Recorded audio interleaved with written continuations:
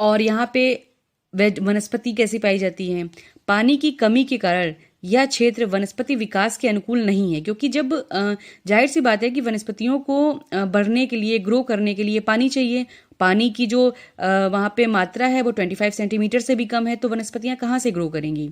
शुष्क जलवायु व कम वर्षा के कारण मरुस्थलीय क्षेत्र में वही वनस्पति विकसित हो पाती है जो सूखे की स्थिति का सामना कर सकती है। यहाँ की वनस्पतियों की जड़ें लंबी होती हैं, जिससे वे भूमि की गहराई में जाकर नमी को प्राप्त करती हैं। जल के वाष्पन को कम करने के लिए इनमें से या तो पत्तियां होती हैं, नहीं कि यदि होती भी हैं तो छोटी छोटी, चिकनी और मोटी। इन पर छोटे छोटे कांटे होते हैं तथा इनके तनों पर मोटी छाल होती है। जहाँ कहीं जल के स्रोत या नदी होती है वहाँ आसपास के पौधे, झाड़ियाँ, घास उग जाती हैं। ये वीरान जमीन पर बगीचे से दिखाई देती हैं, इस कारण इन्हें मरुद्यान कहते हैं। ठीक है, तो मैं आपको इसका डायग्राम दिखा देती हूँ कि मरुद्यान कैसे होते हैं। आप ये देख रहे हैं कि ये जो आसपास है ये पूरा रेतीला इलाका है और यहाँ पर ये चीज़ें जो वनस्पतियाँ हैं वो हैं। तो आप दूर से देखोगे तो आपको एक गार्डन टाइप का लगेगा, मरुद्यान ही लगेगा। इसको ओएसिस कहते हैं इंग्लिश में। और मरुद्यानों में प्याज, शकरकंद, तंबाकू, फलियां व मोटे अनाज की खेती भी की जाती है। यहाँ पर जो वनस्पतियाँ पाई जाती हैं वो आपका है खजूर, बबूल, सेहुड़, नागफनी और ताड़। ठीक है, जो आपके मरुस्थल होते हैं वहाँ पर वनस्पति तो आपने पढ़ ली। अब मैं आपको बताती हूँ कि वहाँ पे जो एनिमल्स होते हैं और वहाँ पे जो लोग रहते हैं वो कैसे वहाँ पे सरवाइव करते हैं। तो जैसा कि आप ये देख रहे हैं कि जो जीव जंतु हैं, मरुस्थलीय क्षेत्र में पानी का अभाव है और वनस्पति भी कम मात्रा में है। इस कारण यहाँ जीव जंतुओं की जो संख्या है बहुत ही कम है।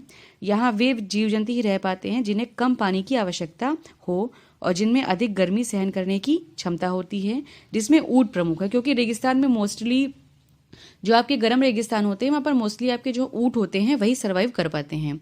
इसे मरुस्थल का जहाज भी कहते हैं। ये छोटी क्लासेस में बहुत ज़्यादा क्वेश्चन पूछा जाता था कि जो मरुस्थल का जहाज किसे कहते हैं, तो ऊंट को कहते हैं। चलिए आगे चलते हैं। जैसे कि आप देख रहे हैं ये है रेगिस्तान का जहाज और ऊंट की पीठ पर बड़ा सा कुबड़ होता है जिसमें वसा, चर्बी इकट्ठा रहती है। यह वसा पानी की कमी को पूरा करती है और ऊंट बहुत दिनों तक बिना पानी पिए जीवित रह लेता है। मंगोलिया में जो है, हमारा जो मंगोलिया आपका जो है, वहाँ पर 2 कुबड़ वाले ऊंट भी पाए जाते हैं। ये मरुस्थलीय क्षेत्र में सवारी व सामान ढोने के काम आते हैं। तो जो आपका ये जो कुबड़ होता है यहाँ पर पानी नहीं इकट्ठा होता है, जो कि आज तक हम लोग जैसा पढ़ते आए हैं। यहाँ पर चर्बी इकट्ठा होती है जो पानी की कमी को पूरा करती है। भेड़ व बकरियां भी पाई जाती हैं। कुछ और भी पाए जाते हैं जीव जंतु, जैसे नेवला है, सांप, बिच्छू, गोह, हिरन, गीदड़, चिंकारा, लोमड़ी और रेगिस्तानी चूहा। ठीक है, अब मैं आपको आगे बताती हूँ कि यहाँ पे कौन कौन सी जनजातियां निवास करती हैं और यहाँ पे लोग सरवाइव कैसे करते हैं। जैसे कि आप ये देख रहे हैं यहाँ पे ह्यूमन लाइफ, मतलब यहाँ पे जो आपके मरुस्थलीय प्रदेशों में या मरुस्थलीय एरियाज में जो जनजातियाँ निवास करती हैं वो कैसे वहाँ पे सरवाइव करती हैं, कौन कौन सी जनजातियाँ होती हैं, वो मैं आपको आगे अच्छे से डिस्कस करके एक्सप्लेन करती हूँ। देखिए, मरुस्थलीय क्षेत्र की जलवायु बहुत विषम है, क्योंकि कभी बहुत गर्म होती है, बहुत ठंडी होती है, आपके अनुकूल नहीं होती है, आपको उसी में एडजस्ट करना पड़ता है। यहाँ पानी की कमी के साथ साथ तापमान में भी अधिक अंतर पाया जाता है।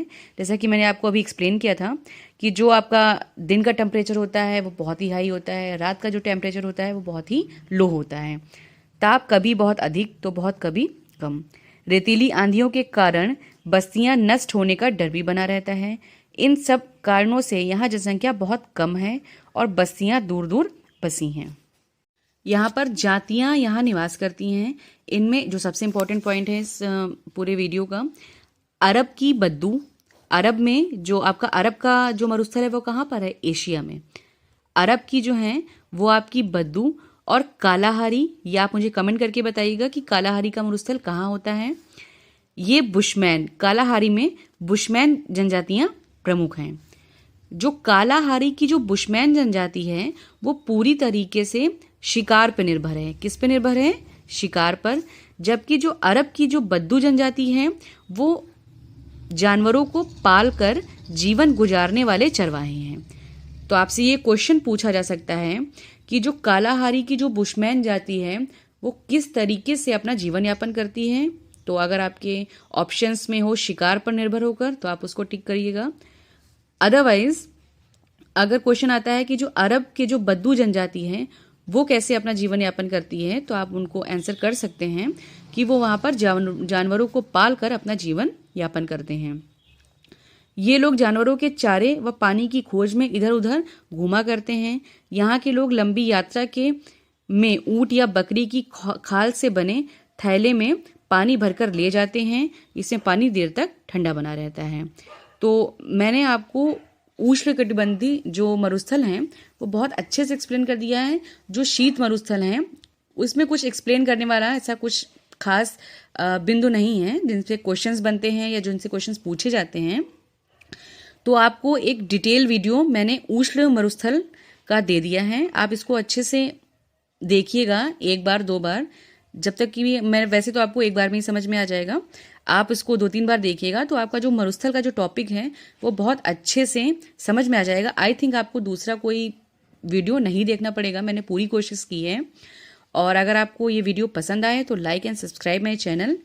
एंड आप मेरा एक और वीडियो मैं डाल चुकी हूँ जिसमें मैंने विश्व के मरुस्थल को भी एक्सप्लेन किया है कि किस कॉन्टिनेंट में कौन सा मरुस्थल पाया जाता है। तो आप उसे भी वॉच कर सकते हैं। And thank you watching my this video and thank you so much and please like and subscribe my channel. Thank you.